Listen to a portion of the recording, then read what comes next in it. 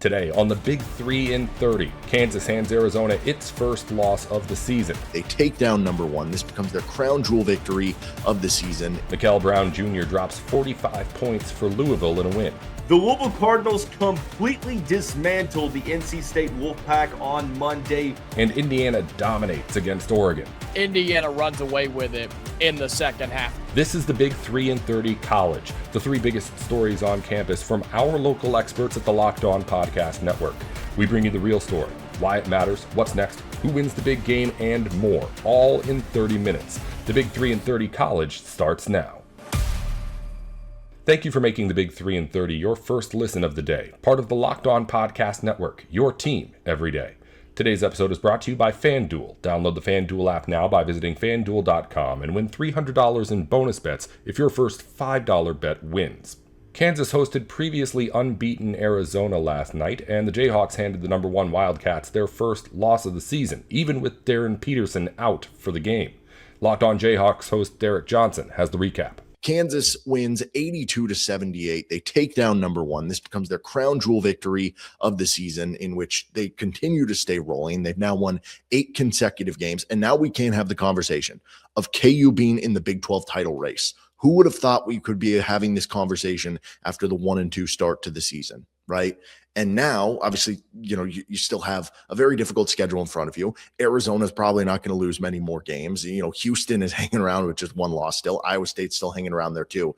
But you're at least in the conversation now. And that is what we are used to. That's what we're accustomed to. That is the standard for KU basketball. And you're back to that place here after this win over Arizona. And just an unbelievable game itself. I mean, the first half, you had this back and forth offensive shootout where it felt like nobody could kind of stop each other. And KU was just finding a way to score the basketball to keep up with Arizona, making some really tough shots. And then the second half comes around and KU is a little cold to start, and Arizona comes out continuing hitting their shots that they did in the first half. And KU gets down 11 points. And at that point, when you're down 11, without Darren Peterson, everything's going against you, number one team in the country, an avalanche coming at you, it felt like it could have been all right, well, we have some excuses to sit back on. Like we played well for a little bit there. But no, they kept fighting, as they've done all season long. Like a little bit of a reminder of the Tennessee game, honestly, looking back at it. Like KU gets down double digits in the Tennessee game after a strong first half when it felt like you're kind of hanging around, and then you get down double digits and it's like, well, they showed a good effort here against a good opponent. You're without Peterson. And then they come back and win the freaking game. Very similar to the Tennessee game, honestly, the more I think about it now. And KU was able to get this done tonight, I think, in a couple different ways. One, the elite defense. I mean, specifically, like, here's the thing. Arizona in the first half shot 51% from the floor. They were 4 of 8 from 3. And Bill Self talked at the halftime post game that like we're allowing them too much space. They're getting too close to the rim. And I think all those things were true. But even then, it felt like in that first half, Arizona was making some tough shots. Like, yes, there were some shots that were open, but like it felt like Arizona was earning what they were getting in the first half. Like that first half was just like, wow, this team's clicking. They're making tough shots. And then the second half, it almost felt like KU said, hey, we're going to start taking away the stuff at the rim a little bit more. We're going to push you out a little further, and we're going to dare you to continue to make those tough shots. And at the beginning of the second half, they were still making some of those tough shots. But as the game went on, you started to wear into them. They had that 9-minute stretch where they only had one field goal. They finished shooting just 37% in the second half for the game. That is the difference in this game. KU playing elite defense down the stretch. And that is everything you could possibly want from this Kansas team. The idea that if this Kansas team is going to make noise in March, I mean, ideally you have a healthy Darren Peterson to pair with what could be elite defense. But it also came from the front line of Kansas. And in the first half, it felt like Arizona was playing a little bit of bully ball. Like Awaka's coming in, getting rebounds. Krivas is just gigantic and large and doing gigantic human things, rebounding and blocking shots. And in the second half, so the first half, Bryson Tiller really kept KU alive with his scoring. And then in the second half, it was Flory Badunga figuring out how to deal with a dude much bigger than him. And that was incredible to see, and furthers my thought that Flory looks like an NBA center right now. I mean, Flory in the second half alone had 16 points and 8 rebounds. That would have been a good game for him against this Arizona front line. He had that in the second half. So it's the front line. It's Melvin Council making key shots for KU.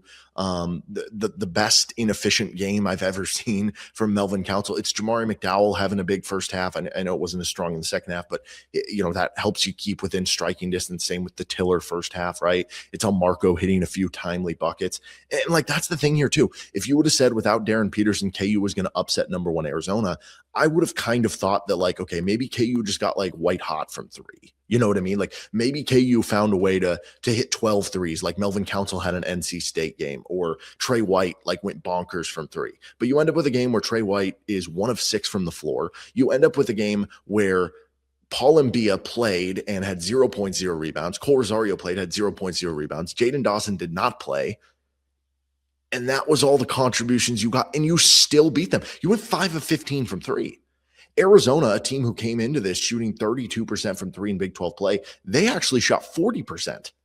And you somehow beat them. You almost, like, I don't know if I'd go this far. Arizona still out-rebounded you and stuff, but you almost, in a certain way, against a team who wants to play bully ball, who wants to play two-big basketball, you almost out-physicaled them in a certain way, right? Like, there were certain moments where they out-physicaled you, and I think that's especially true in the first half.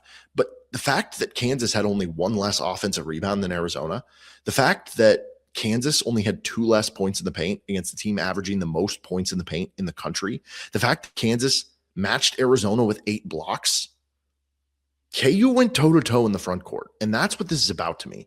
You get 41 combined points, 18 combined rebounds from Flory and Tiller. Those are 2 future pros KU has in the front court, and we saw why tonight.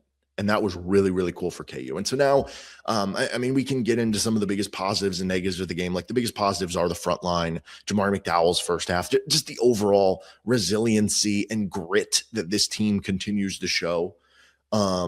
Biggest turnover or negatives you would kind of look at would be, I don't know, like Trey White struggling or Tiller getting hurt there at the end. But I don't even want to focus on those things, because I think just in general, the win itself is such a boost for this team from a couple different levels. One is obviously the resume. Everything you're doing at this point is basically padding the resume, right? To build for what seed you could get in the NCAA tournament. And we're going to have Graham Doran, who does great bracketology work, on with us later this week to kind of break down the seeding. Now I'm even more excited to talk to him, to be like, okay, what does this potentially do for KU seed? Are they in play for a 1 seed based on how they finished the season? This creates all those conversations. This creates the conversation of, are you a Big 12 title contender?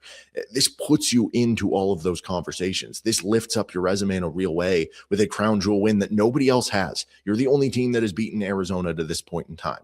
Like, that makes it a very special win.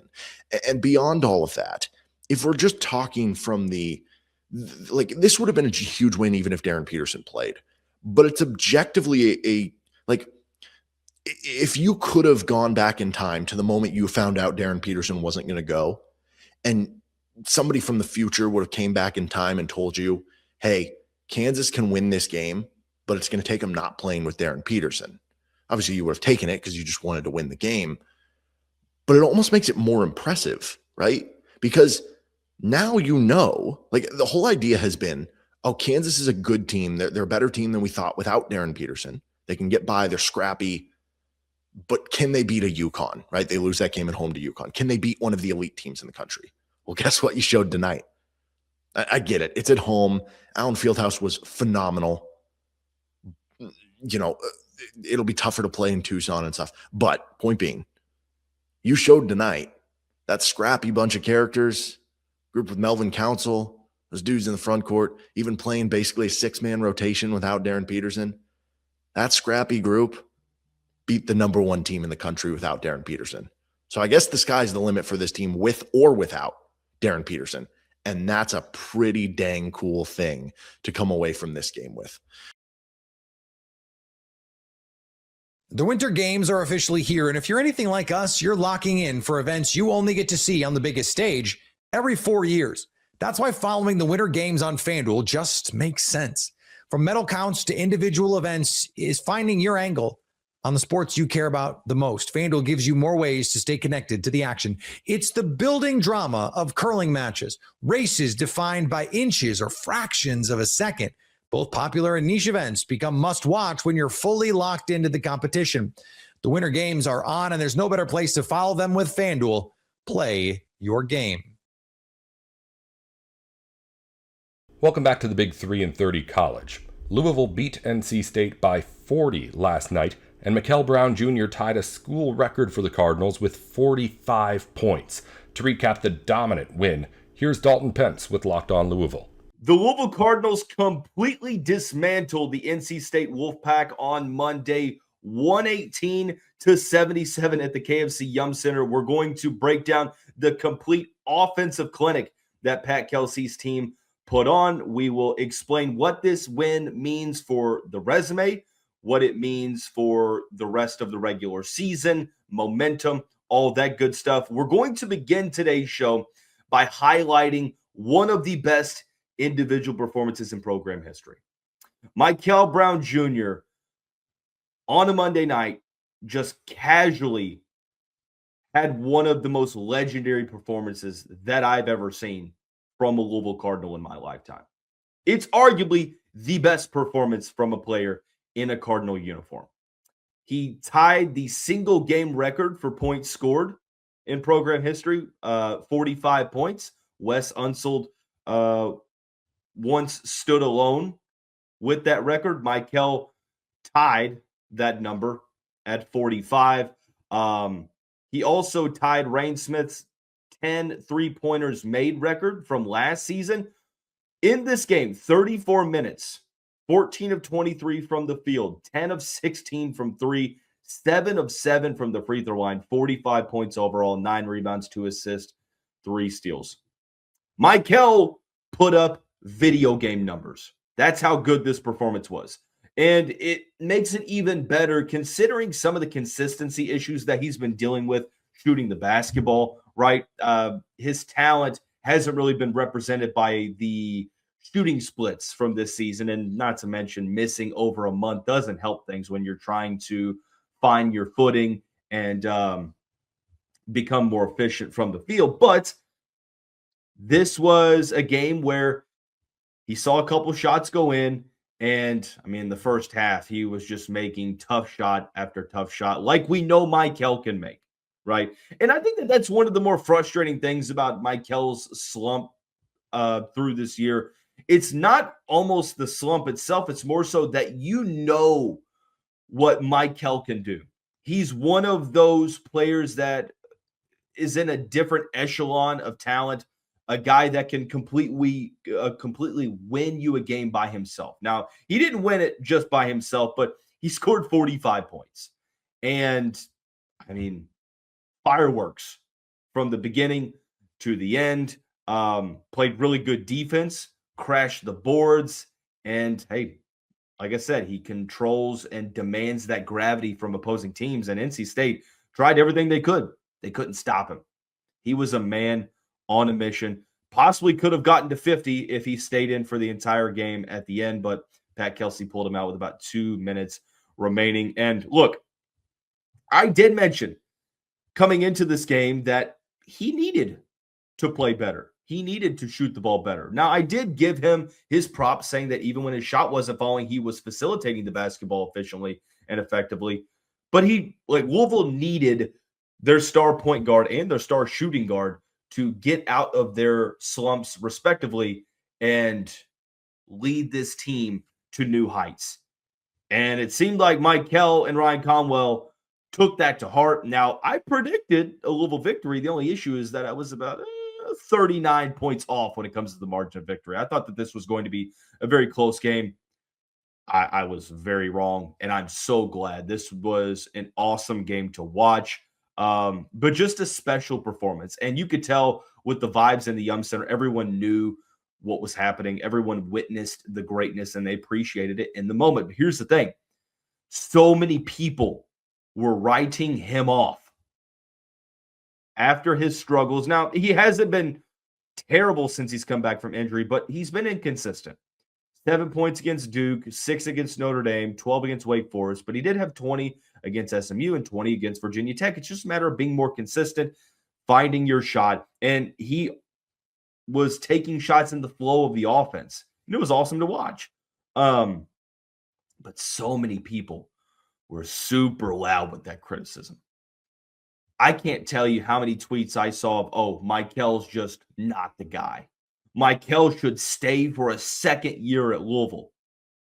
I just had to laugh at that, honestly. When I saw it, I was like, okay, now we're just being silly. Like the criticism was justified, right? I thought that he did need to be more efficient, and he still does. Like, this is just one performance, albeit it is a legendary performance, but it is one performance, and you have to build upon that. Because if you answer this performance up with like a 7 to 8 point game against Baylor, then we're kind of back to the reason as to why the criticism has been allowed. But I didn't forget. We didn't forget.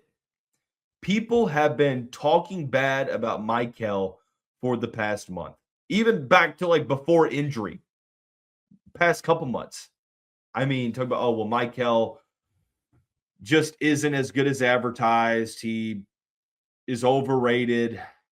He is basically only at the top of the NBA draft boards because he's 6'5" and can hit some deep 3-pointers. It's crazy seeing what people have said. When in reality, you have to understand that development sometimes is not like straightforward. And sometimes it takes a while for players to get going. But you were reminded on Monday, Michael Brown Jr. still is generational talent. And you're hoping that he can use this to sort of serve as the building block moving forward. But he wasn't the only one that showed out on Monday night. Ryan Conwell had what I believe was one of the most quiet 31-point performances I think I've ever seen. Because it got overshadowed by Michael's performance, but Ryan Conwell, 31 points, 10 of 14 from the field, 5 of 6 from 3, 6 of 7 from the free throw line, 7 rebounds, 6 assists, 1 steal, 1 block. This duo, the performance from this duo was the best performance that I've seen from a duo in Louisville history, and it's not close. There's a tweet from OptaStats saying, Michael Brown Jr. and Ryan Conwell of Louisville men's basketball are the only Division I teammate duo in the last 30 seasons to combine for 75-plus points, 15-plus rebounds, and 15-plus threes made in a game. Only one NBA duo has ever done it, Damian Lillard and Nasir Little during Lillard's 71-point game. There you go. Not to mention, NC State scored 1 more point than that duo. They combined for 76 points. That is 1 less than what NC State scores. Ladies and gentlemen, this is history.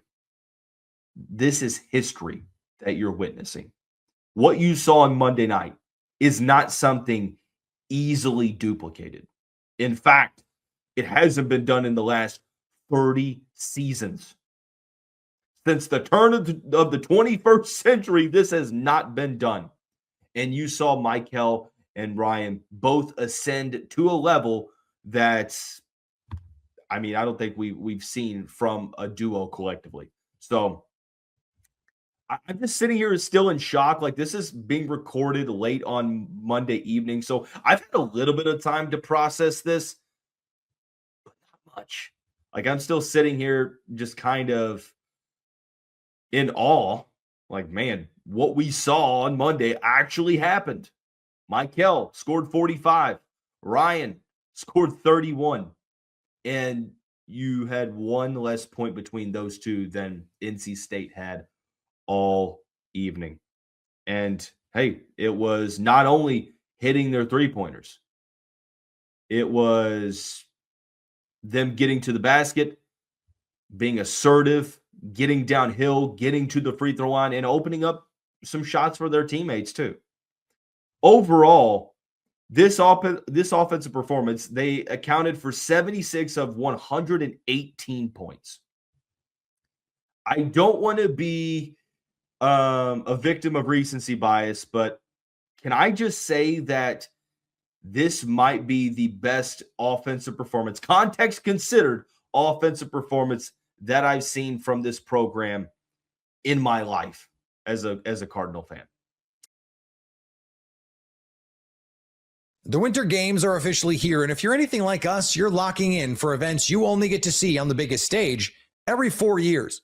That's why following the Winter Games on FanDuel just makes sense.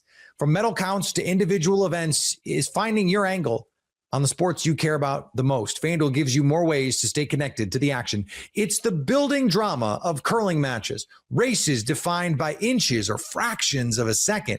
Both popular and niche events become must-watch when you're fully locked into the competition.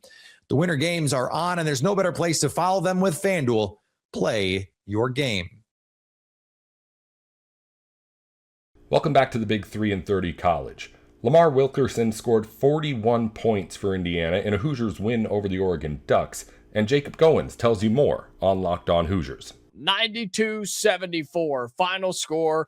Indiana beats Oregon. 6-point lead at the half. Indiana runs away with it in the second half. And there's so much to break down here. We'll do likes and dislikes. We'll talk about Lamar, and we'll talk about all the other things as well. But I'm glad that Indiana did what they needed to do. We went out there and just handled business. Did it help that you had one of the best performances in the history of Assembly Hall? Yeah, that helped. Did you necessarily need that against this Oregon team? Probably not, but it helps, and it's nice, and it's fun to watch. And Lamar Wilkerson is just a joy to watch play basketball. But there was something different tonight. And we've talked about this a couple of times this year. It's just kind of been randomized. And it's kind of been after certain games and certain moments. Indiana's offensive numbers, especially in the second half, were just stupid. I mean, one of the best halves of basketball you're ever going to see from a college basketball team.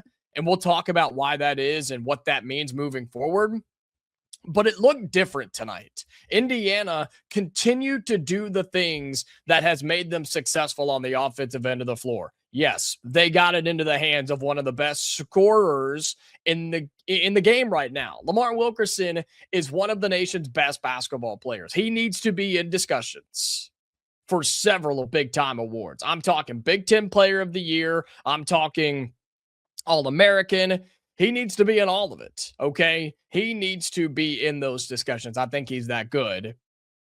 But what Indiana did tonight wasn't just inbound the basketball, give it to Lamar, and say, go get a bucket. They ran screens. They used him as a screener, and then the pick and pop where he had open looks. They dribble drive. They got dribble penetration. They got to the lane. They move without the basketball. Folks, Indiana shared the basketball again this evening. I understand that Lamar had 41, but do you understand that Indiana made 30 shots as a team and 22 of those came off the hands of another player, of a teammate, aka an assist? That's basketball you can't stop. That's basketball you damn near can't teach. What Indiana's doing right now in a 92-74 win over the Oregon Ducks, 22 assists on 30 made shots, and the second half numbers are absolutely ridiculous. Indiana goes 18 of 22 in the second half. All 4 misses were from behind the arc. Indiana, this team did not miss a 2-point shot in the second half. I want you to wrap your brain around that for a second. Think about that for just a moment. Indiana, as a team, in 20 straight minutes of basketball, did not miss a 2-point shot. 18 of 22 from the floor, 7-11 from 3, and they dominate in the second half. 36-30. First half was fine. First half was okay. You won the last 4 minutes, and you definitely won the first 4 minutes. And the first half was okay. Nate Biddle didn't play good in the first half. That concerned me for the second half, right? I believe he was 1 for 6 in the first 20 minutes for Oregon. You can see that team is beat up. They were in foul trouble. Shout out to Lynn. That kid can play. Where'd he come from? Wei Lin? That kid's a baller. Right? Apparently he was averaging 20 points a game in China. Who knew? And he played pretty well tonight. But you could see that Oregon team, they just don't have the dudes. They just don't have the talent. They just don't have the depth that they need to compete in Big Ten basketball right now. And they're not going to compete giving up 92 points to the Hoosiers, 41 of those to Lamar Wilkerson. Again, we're talking Indiana and Oregon here as the Hoosiers just absolutely rout the Ducks. Some of the numbers outside of Lamar Wilkerson, we will talk about Lamar, I promise, okay? He just had the third best scoring performance we've ever seen in the history of Assembly Hall. That's pretty good. He owns both of them. Well, 2 of 3 of them, by the way. So yes, 41 for Lamar. But I'm looking at 16 from Sam Alexis. I'm looking at 15 from Tucker DeVries. And I'm looking at 11 from Nick Dorn. And those are just the scoring totals. Okay, Indiana in this game beat Oregon in the rebounding total, 29-25. You beat them in your assist numbers, which I know you don't normally compare those. Indiana did turn the ball over 9 times. Most of those were in the second half. Most of those were coming down the stretch. Some tough passes that Indiana was trying to thread the needle. A lot of those in the first half too. But I look at Sam Alexis, who gave you 16 and 5, who went 8 for 8 from the floor. That's efficient for your big man. He did not miss a shot. He did miss a free throw. But 8 for 8 from the floor, we're going to highlight Lamar Wilkerson's offensive performance, but Sam Alexis deserves that and then some. Okay, he also gave you 5 boards and 2 assists. Nick Dorn didn't shoot great from the floor, 2 for 7. Gets to the free throw line, though, puts in double-digit points, gets you 3 boards, 2 assists, and just 1 turnover. And then Tucker DeVries.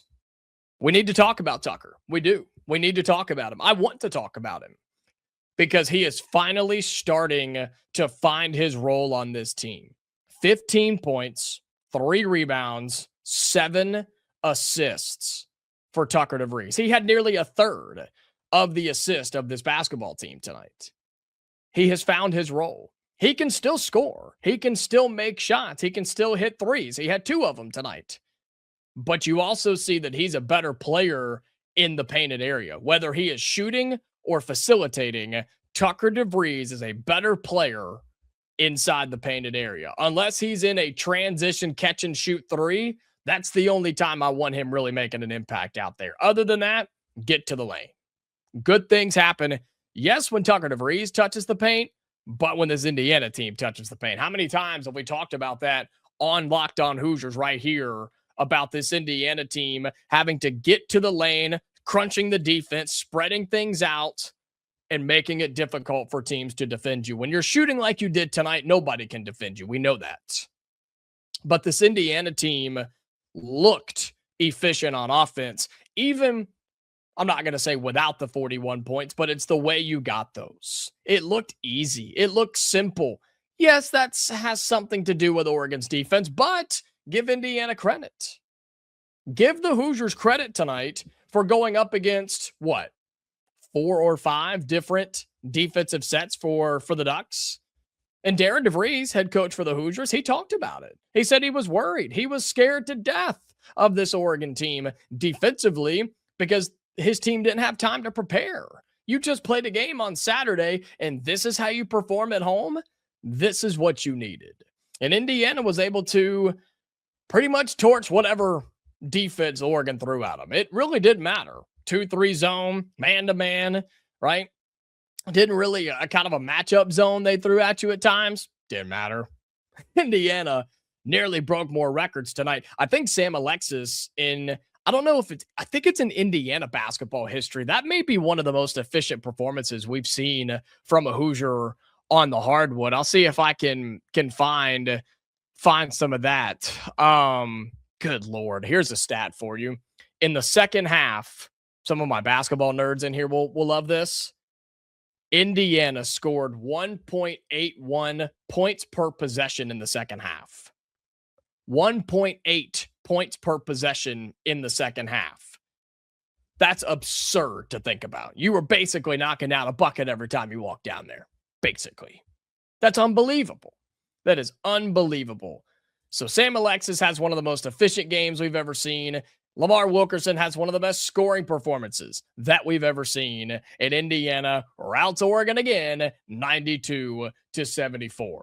That's all for the Big 3 and 30 college. If you follow pro basketball or football, the Big 3 and 30 has shows for the biggest news in the NBA and NFL going up every weekday just like this one. Just search the Big 3 and 30 NBA or the Big 3 and 30 NFL wherever you're listening or watching now. Thanks again for tuning in to the Big 3 and 30 college.